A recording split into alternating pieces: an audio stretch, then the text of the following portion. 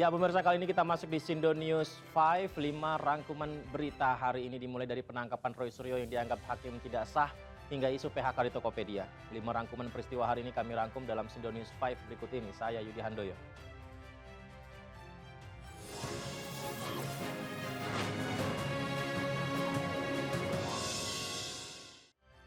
Yang pertama, Hakim Tunggal Pengadilan Negeri Jakarta memutuskan untuk tidak menerima atau membatalkan permohonan pra-peradilan yang diajukan oleh Roy Suryo. Putusan itu dibacakan siang tadi setelah rangkaian persidangan sejak akhir Juni 2026. Dalam pertimbangannya, Hakim menilai dalil-dalil yang diajukan pemohon tidak dapat menjadi dasar untuk mengabulkan permohonan pra-peradilan. Permohonan ini sebelumnya diajukan untuk menguji sah atau tidaknya tindakan penggeledahan, penangkapan, dan penahanan yang dilakukan penyidik dalam perkara yang menjerat Roy Suryo.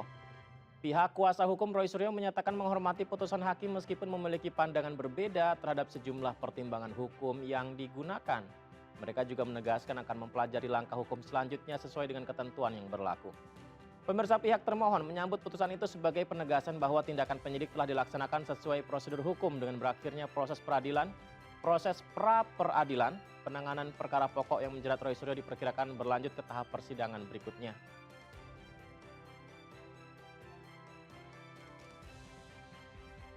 Berita kedua, Badan Kehormatan DPRD Kabupaten Timur Tengah Utara, Nusa Tenggara Timur memeriksa ayah almarhumah Dr. Ica. Nantinya hasil pemeriksaan dibawa ke rapat paripurna untuk menentukan sanksi terhadap 3 oknum anggota dewan yang dilaporkan. Gabriel Pakainoni, ayah almarhumah Dr. Ica, memberikan keterangan ke Badan Kehormatan DPRD Kabupaten Timur Tengah Utara, Nusa Tenggara Timur. Pemeriksaan merupakan tindak lanjut atas laporan keluarga terkait dugaan pelanggaran kode etik oleh 3 anggota DPRD yang diduga melakukan intimidasi terhadap Dr. Ica saat menangani pasien korban gigitan ular di IGD Rumah Sakit Leona. Sementara itu, Ketua Badan Kehormatan DPRD Timur Tengah Utara menyatakan pihaknya telah memeriksa 3 anggota DPRD yang dilaporkan tersebut. Penegakan kode etik, tetapi saya minta supaya itu harus diberikan sanksi yang tegas. Ya, Bapak Ibu sudah tahu sanksi kalau di dalam itu ada sanksi yang lisan dan tertulis, terus sanksi yang ringan, sedang, dan berat. Ini Bapak Ibu sudah tahu bahwa sanksi yang diberikan itu harus tegas berdasarkan apa yang saya sampaikan. Ya, dari kasus almarhumah Dr. Ica kita ke kasus YT, korban YT di Jawa Barat, di mana tim dokter dari RSHS Bandung masih melakukan pembersihan infeksi dari luka yang diderita korban penyekapan dan penyiksaan. Ya, korban penyekapan penyiksaan YT masih menjalani perawatan intensif tim medis RSH Hasan Sadikin. Kondisi YT saat ini jauh lebih baik dari sebelumnya. Pemirsa, perempuan berusia 29 tahun ini telah bisa beraktivitas seperti duduk, sudah bisa berkomunikasi, dan saat ini tim dokter RSHS ternyata masih dalam proses pembersihan infeksi dari luka korban, karena lukanya juga sangat parah ya. Dan sambil menunggu operasi, tim dokter pun tengah melakukan pemulihan psikis dari korban. Ya, rencananya korban menjalani tindakan operasi setelah kondisi korban bersih dari infeksi melibatkan 40 dokter dari RSHS dan juga Kementerian Kesehatan. Pasien saat ini memang sudah bisa duduk, sudah bisa dapat beraktivitas, dan juga kita kemarin sudah melaksanakan debri demam atau pemeriksaan luka sambil dengan menunggu operasi. Saat ini memang sedang pemulihan dan sedang menunggu operasi seperti itu. Saat ini kan memang masih ada infeksinya, tadi makanya kenapa steril, begitu setelah infeksinya tertangani kita langsung dilaksanakan seperti itu. Ya, semoga cepat sembuh, sehat kembali ya korban YT. Kita informasi lain, pemirsa, pihak Tokopedia membantah isu adanya PHK di dalam perusahaan setelah bertemu dengan pemerintah dan pimpinan DPR. Nah, ini kan kita tahu ya, sepekan terakhir kan beredar luas di media sosial informasi tentang 90% karyawan Tokopedia dan TikTok akan di PHK.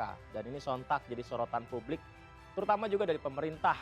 Dan pernyataan ini disampaikan saat pihak Tokopedia dan TikTok menggelar pertemuan dengan DPR dan Menteri Ketenagakerjaan.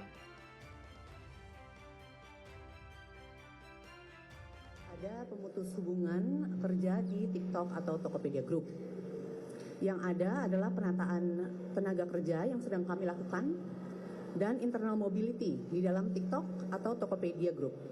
Dalam program penataan ini memang ada yang sudah memilih untuk mengambil paket kompensasi dan memilih untuk bekerja di tempat lain atau disalurkan di lingkungan grup bisnis TikTok Tokopedia.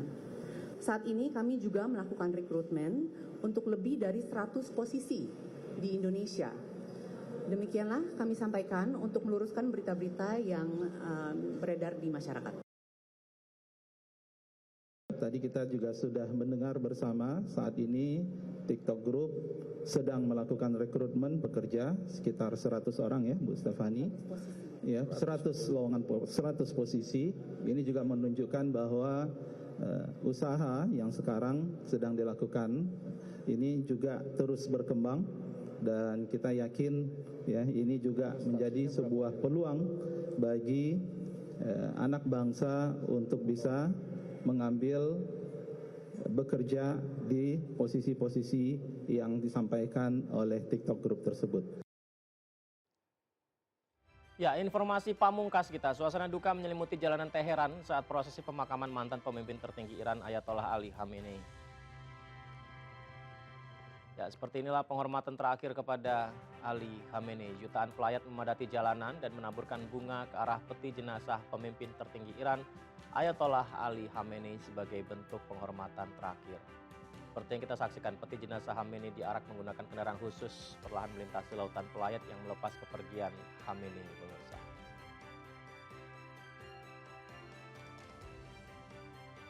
Banyak pelayat berupaya mendekat menciptakan pemandangan penuh haru.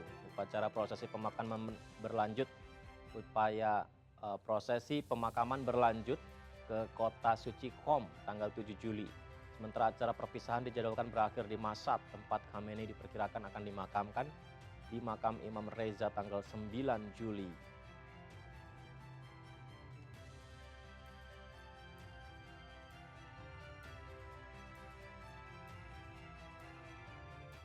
Ya, itulah tadi 5 rangkuman berita Sindo News 5 hari ini. Terima kasih banyak, sehat selalu pemirsa. Sampai jumpa.